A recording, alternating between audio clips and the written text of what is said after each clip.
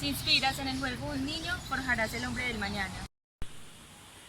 Las actividades laborales de un menor de edad en Colombia están reglamentadas según el Código Sustantivo del Trabajo y el Código de Infancia y Adolescencia. Se tiene establecido que la edad mínima para trabajar es de 15 años, pero para cada edad se tiene establecido unas condiciones y unas características especiales.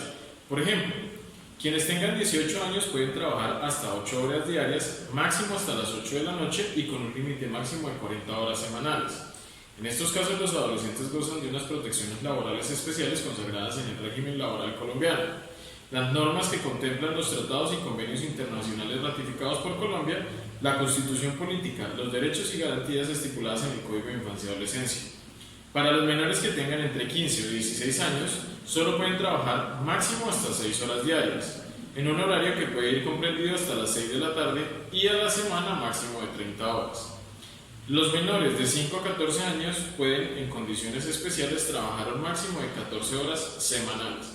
Hay que hacer una salvedad de que estos menores de 14 años únicamente se les otorga permiso cuando las actividades son de carácter cultural, artísticas, recreativas o deportivas.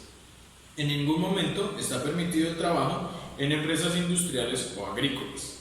Las autorizaciones, en principio, son otorgadas por las oficinas del Ministerio del Trabajo, pero en los lugares o en los municipios donde no se encuentren con será la autoridad administrativa como el bienestar familiar o, en su defecto, los comisarios de familia, quienes otorgarán la autorización y le harán control en todo momento, pudiendo así, en el eventual caso en que no se cumplan las condiciones mínimas o garantías para el menor trabajador, revocar este permiso en cualquier momento.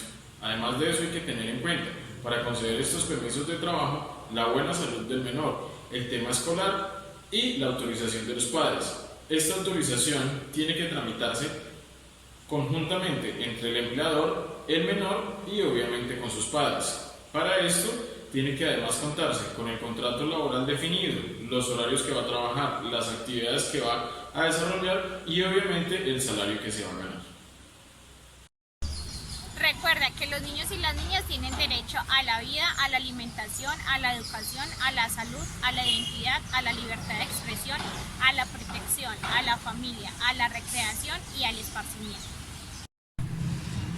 Tú, niño, niña, adolescente, tienes unos derechos y recuerda que también tienes unos deberes que cumplir.